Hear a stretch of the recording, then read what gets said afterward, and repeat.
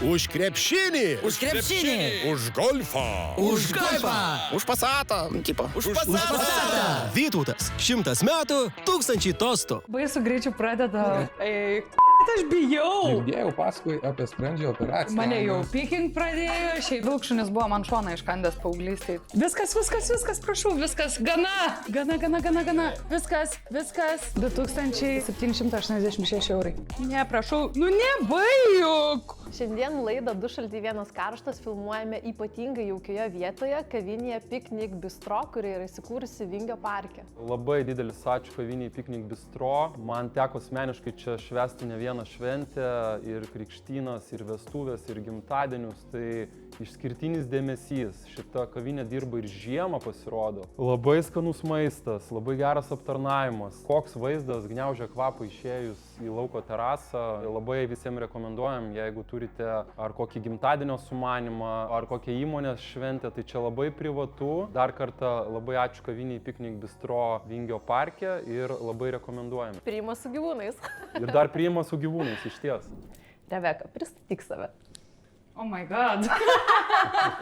Mes žinai, nes dažniausiai, jeigu pristatom, tai uždedam tam tikras etiketės žmogui, apie ką jis yra, tai laukiam pristatymo. Taip, esu labai aktyvi moteris, labai veikli moteris, drąsi ir labai gerai priauginėjau plaukus. Galiu save pavadinti plaukų priauginimo ekspertė, todėl kad tą darau jau beveik 16 metų ir esu išdirbus tikrai daugiau negu 20 000 valandų. Wow. O ekspertų vadinasi, kas susidėtų įprastom darbo valandom, 10 metų. Tai Rebeka, tavo neįprastas vardas yra, ar tai buvo tiesiog tėvų klaida, kad B raidė? Aš ne klaida. Šiaip čia yra iš tikrųjų biblijinės kilmės vardas, yra hebrajų kalbos ir Rebeka tai yra padėlkė, o Reveka yra originalas. Rebeka padėlkė. Taip, Okay. Žodžiu, iš tikrųjų labai įdomus vardas ir turiu dėdę žydą, tai jisai turėjo tokią knygą Jesli tai ivriai vadinas. Ir mano vardas susideda iš 4 raidelių, kiekviena ta raidelė turi dar savo reikšmę ir jeigu žydiškai tai tartus Rivka originaliai. Tai va. Wow, labai gražus vardas Jo, ir labai Rivka. retas. Aš dar nesutikau antros Revekos. Manau, po šitos laidos tikrai padaugės Revekų Lietuvoje. Ir šiaip, manau, turėtų ir Nausėda pasikviesti įteikti ordiną kokį mažiausiai. Šiaip esu gavus jau ordinų, bet ne iš Nausėdos. Iš tikrųjų, žiūri laidą. Labai įdomus dalykas, mokiaus humanitariniam fakultete, žurnalistika, ryšys visuomenė, atstovai spaudai. Ja. Ir ten buvo tokia dėstytoja lotynų kalbos ir man atrodo, kad jin kartu buvo ir dėstytoja, ir dekanė. Tai jinai manęs taip nemėgo, o kaip tik prieš 2 metus, iškart po COVID-o, jinai mane apdovanojo. Gavau kvietimą už tai, kad vienas iš 3, man atrodo, antra vieta buvo pačių originaliausių įmonių pavadinimų – Paleisk plaukus. O kuo skiriasi tavo ir kuo yra tokia ypatinga tavo plaukų priauginimo technika? Ar tu čia pati kažką sukūrei, sugalvojai, čia yra tavo visiškai papasakok, Tai kas tai yra? nuosekliai, iš tikrųjų, kaip gimsta tokie dalykai. Kaip įmanoma sukurti, nes atrodo jau turbūt išrasti visi tie dalykai. Jo, iš tikrųjų ir šiai dienai labai daug kas išradinėja iš naujo technikas, kurias, sakykime, prieš kelis metus atsirado mikrokapsulės, ką aš jau dariau prieš 10 metų. Tiesiog sugalvoja tai pavadinti, o aš vadindavau skaldytos kapsulės. Paimi kapsulę, perkerpi išilgai 2 dalis ir jinai sumažėja. Bet dirbant tiek metų toj nišoj, aš tiesiog privalėjau sugalvoti kažką. Tai nebuvo, kad aš rytoj sugalvoju savo technologiją. Tai buvo tiesiog, kad aš privalėjau kažką sugalvoti, kas man būtų gerai ir klientui būtų gerai. Bet ant kiek žmogus, atsiprašau, kad pertrauksiu Rebeką. Reveka! Tikrinu. Truputėlį pertrauksiu, labai akivaizdžiai matos, ant kiek žmogus gyvena tuo ir gali nesustojant pasakoti. Dega ugnis, net atrodo iš Bet akių. padarykim pertraukėlę, atsigerkime mūsų rėmėjo Vytauto mineralinio ir pratęsim netrukus pokalbį. Ačiū, tai šitą namo tada pasimsiu. Šitai ledo vonę pasimsi, Rebeka. Namo duosim kitą dovaną. Jau šalta. Ir Reveka paminėjo, kad pakankamai brangiai kainuoja visos šitos procedūros. Ar galėtum pasidalinti, kokia buvo brangiausiai kainuojanti plaukų prieauginimai? 2786 eurai. Ir kas kiek laiko reikia šitą kartoti? Iš tikrųjų, pasakysiu taip, šita procedūra buvo atlikta net ne dabar ir nebe kapsuliniu. Šita procedūra buvo atlikta maždaug 2018 metais vienai kažkokie oligarchijai ukrainietiai. Ir ten buvo dėta 300 gramų ar 350 gramų metro ilgio plaukų. Reikalavimas buvo įdėti tokiom mikrokapsulėm, kad toj mažoj galvyti viskas sutilptų ir dar galėtų aukštai susirišti plaukus. Tai va, turiu video irgi kažkur galėčiau parodyti. Wow. Bet kaip Reveka iš viso, iš žiniasklaidos, mokslo, žurnalistikos, tiesiog toks... Aš jau dirbau su plaukais. Staigus šuolis. Ne, aš jau mokintis dėl mamos. Aš jau mokintis dėl mamos, aš jau buvau išvažiavus taip. Tai mama įkvėpimas buvo tavo? Ar kaip tik... Taip, padetalizuoti. Aš buvau spausta į kampą. Tai netgi nedalyvavau, kaip ten yra 12-okai, kai užbaigė kokią šventę. Išleistuvės. Aš juose nedalyvavau, aš atsiėmiau savo diplomą, baigimo jau daug anksčiau ir aš išvykau į užsienį. Išvykau į Ukrainą pas tėvo sesę ir jos dukrą mano pusseserę. Ir aš buvau nusprendus, kad aš kraustus gyventi į Ukrainą, labai mėgau keliauju nuo 14 po visą pasaulį ir pati viena. Tai va, tai aš išvažiavau gyventi į užsienį. Ir galvojau, man čia, nu ką, faina tenai, visą laiką šilta, jūra netoli, ten keli šimtai kilometrų. Tai va.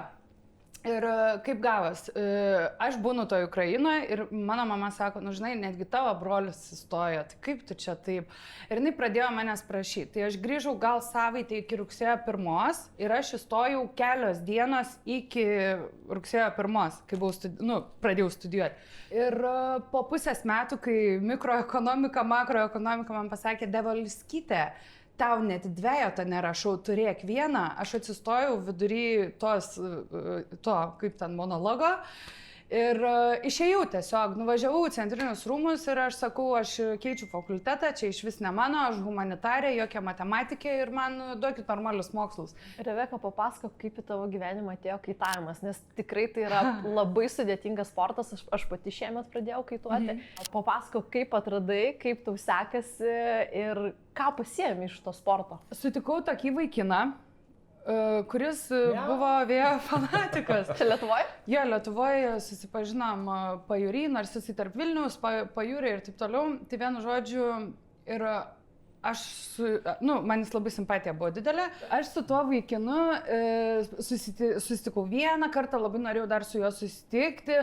Ir jisai sako, yra vėjo, aš negaliu. Ir aš galvoju, ar tu išpratėjai, tipo, su manim nesusitik tam, kad yra vėjo.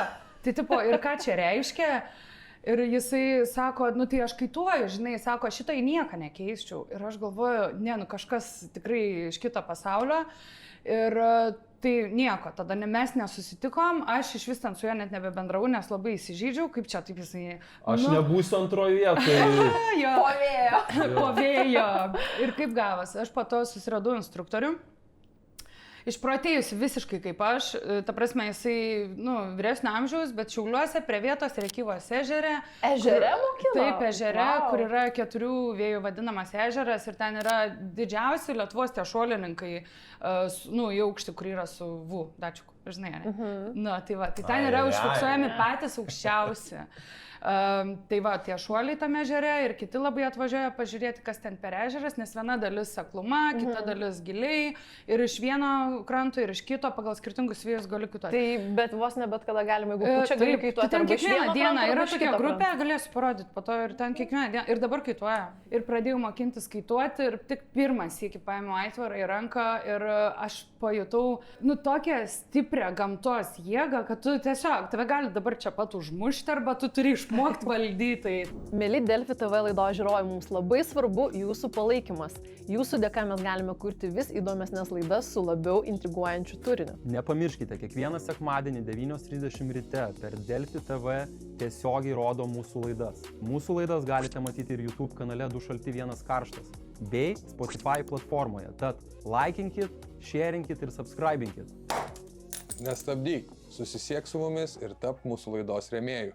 Na ką, Reveka, praėjo pirmoji mūsų laidos dalis, šiokie tokie pokalbiai, girdėjau, buvo visai įdomus. Ar esi stebėjus mūsų laidą prieš tai? Aha. Ką matei? Kristina. Ir kaip? Įdomiai. Įdomiai? Jo. Būtų baisu tavo, ar kaip tik gal tu labiau šuniukus myli? Tai kurį iš blogiausių rinktis? Nuo tų variantų ko. Šiaip vilkšunis buvo man šoną iškandęs paauglystėje, tai gal rinkčiaus kažką kito. Jau buvau, mačiau. Jau teko išmanyti, nu, palikit vilkšunius lauke, hebra. Girdėjau paskui apie skrandžio operaciją. Ir mes sugalvojom tokį challenge tau. Suvalgyti visą šitą tortą. No chance. Kaip? Nu, vat, du kasneliai. Ta prasme- Vat tiek, kiek čia telpa, tiek yra mano pietus. Tai tame ir challenge'as yra, kad reikia įveikti viską. Ne.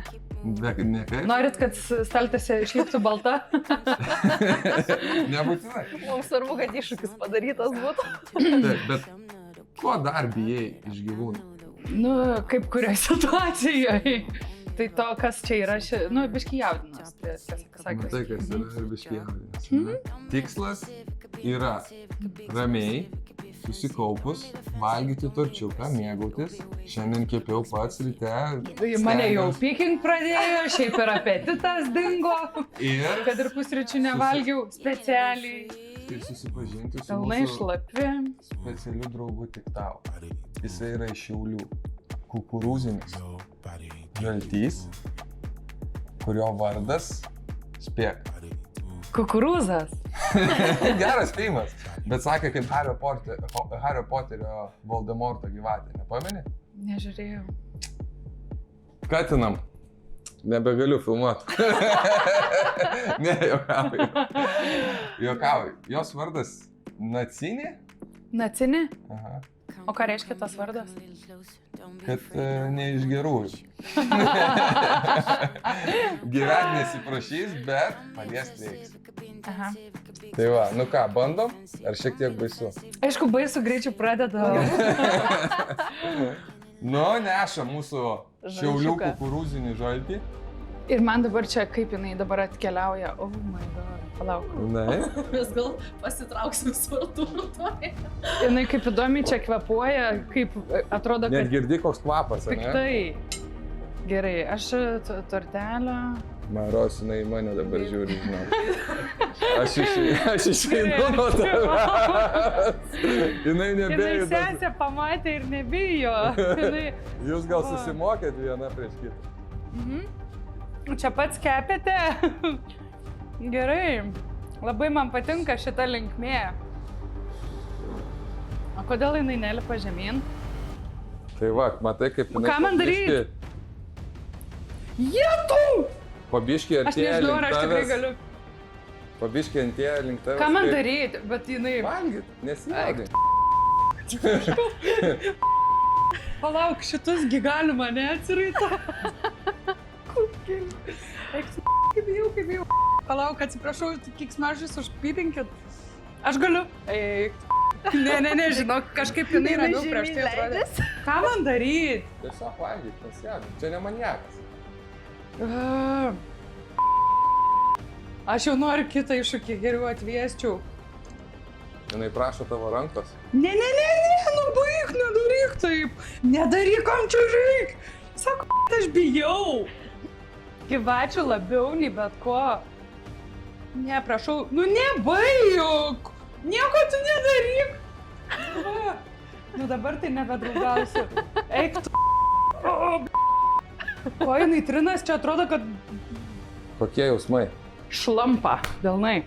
Jie, tau, žinokit, tikrai yra baisu. Dabar biškai saugiau jaučiuosi, jau matom, kad mes su juo kolaboreitinam. Bet šiaip tai aš norėčiau kažkaip pirštinės turėti. Gerai.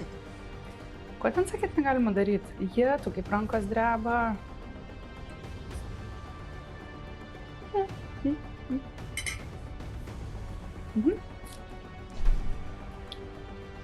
Jeigu tai užsimerkčiau, tai viskas iš vis gerai būtų. Žiūrėkit, matot, aš jau artėjau.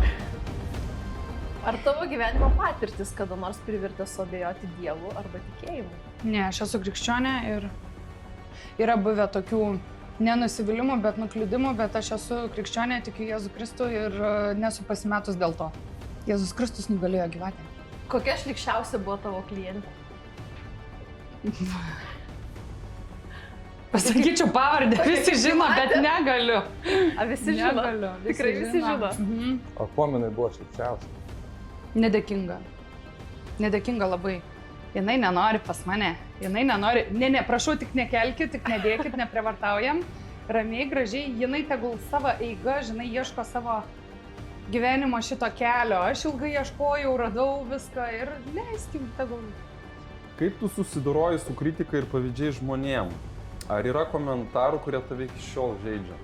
Šaltakraujiškai susidoroju, juokauju. Iš tikrųjų, tai yra, kurie žaidžia. Nežinau, dažniausiai šiaip neskaitau, nebent jeigu aš ten konkrečiai pas mane kažkas yra. Gal turčiuko išauga? Nusiraminsi šiek? Ir Vytauto, manau, laikas atsigerti. O Vytauto tai kaip noriu, bet žinau, kaip bijau tą ranką tiesti. Išties ranką dabar prie Vytauto. Vytautas labai saugiai padėtas dabar. Šia laikus spėjo. Svarbiausia, neišmesti tos taurės Vytautos. Kas tau yra svarbiau, šeima, profesija ar savęs pažinimas? Dabar Vytautas.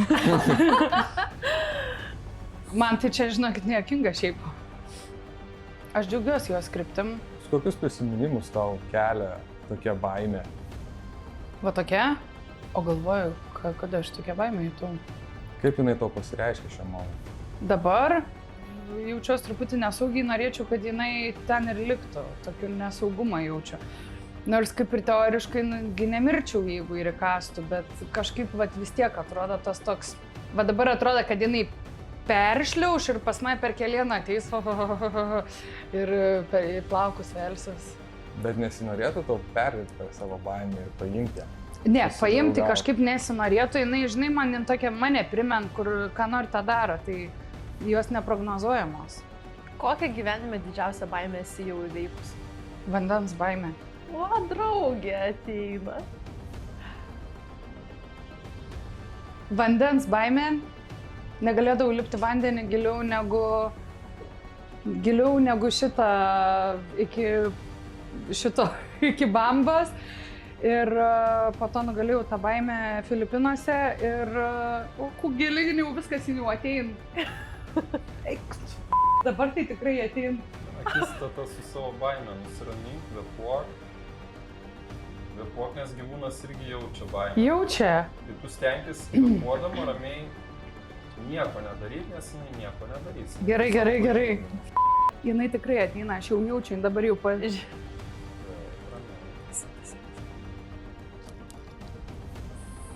Žinai, galėtų jos akys būti mėlynos, pūkuotos, tada aš kažkaip gal mažiau bijočiau dabar raudonos tokios akutės. Kaip tavo visai. Aš dabar bijau atgal slinktis, nes ten, matai, aš galiu plaukus pasidegti, o čia, žinai. No. Gerai, aš bandau tiesiog išbūti. O jeigu galėtum sugrįžti savo praeitį ir galėtum pasakyti savo tik vieną dalyką? Viskas bus gerai. Tai ir dabar viskas bus gerai, jeigu paimsi ją, įveiksi savo baimę. Aš ištiesiu ranką, jeigu po to jūs paimsite ją, nes girdėjau, kad paniškai jų bijote. Susitarė. Mėsininkas netrumpina. Gerai, tada turiu vieną klausimą. Ar jūs tikrai juos bijote? Ar tai buvo... Ne, aš nesuprantu, kaip jos gali judėti, man jos... Bet žinok, aš irgi nesuprantu, kaip jinai nori judėti, kurią pusę ir ką jinai nori daryti. Todėl čia mano didžiausia baimė ir yra. Jeigu tu įveiksi, aš irgi įveiksiu kartu. Esminė iššūkio kulminacija. Ar išdrįs svečias paimti gyvatę ir su ją pabūti iš mėsininko rankų? Abiems iššūkių. Mėsininkas tikrai bijai, taip pat kaip aš? Sutinku! Gerai. Ir duokit... Bet aš ne į ranką, mano labai šlapios rankos. Atsargiai paimti už vidurio. Susitarėm? Susitarėm, bet jūs man padedat ją ant rankos. Jinai pas tave patėčliau. Bet atsargiai, ir nepykdom, matai, jau biškai išsigando švelniai.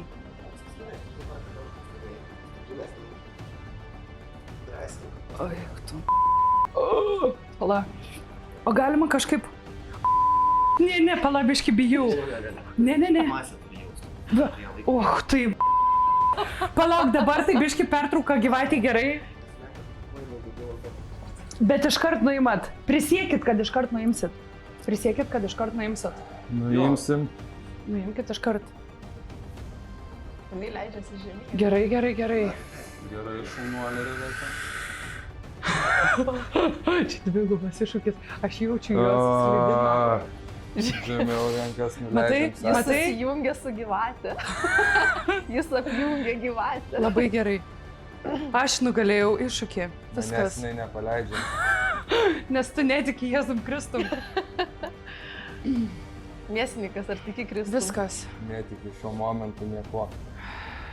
Tik ne prie veido. Ne, gal ne prie veido. Nenoriu prie veido. Prie veido nenoriu. Prie rankos gal, bet... Ką man padaryti? Eik tu. Palauk, viskas. Gal gana?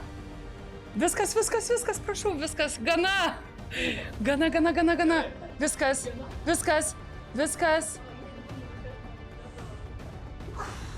Ačiū. Ne, viskas. Aš įveikiau šitą padarėm. Nežinok, pažiūrėk, delnai kokie. Tu irgi bijojai, tikrai bijojai. Ką, Rebeka, šauniai įveikiai iššūkį, o atsipalaidavimui ir jėgų pasikrovimui eiti toliau visada išgeriam Vytautą mineralinį vandenį, kuris remia visus mūsų iššūkius. Rebeka, pasistenk nusiraminti. Pasigimdėčiau dar vieną vaiką. Tau snarglys panosim. Kai kas tai vadina naglumu, aš tai vadinu atvirumu. Mane įžeidinėja. Rebeka, jau 1:22 minutės, dar tęsiam? Jau? Atimė iš manęs, mano kieme, mano automobilio raktus įsislaužė į mano Facebooką ir pasisavino kelių metų pokalbius ir dar kai kurios iš pokalbių viešino. Už krepšinį. Už krepšinį. Už golfą. Už golfą. Už pasatą. Tipo. Už pasatą. Vytautas. 100 metų, 1000 tostų.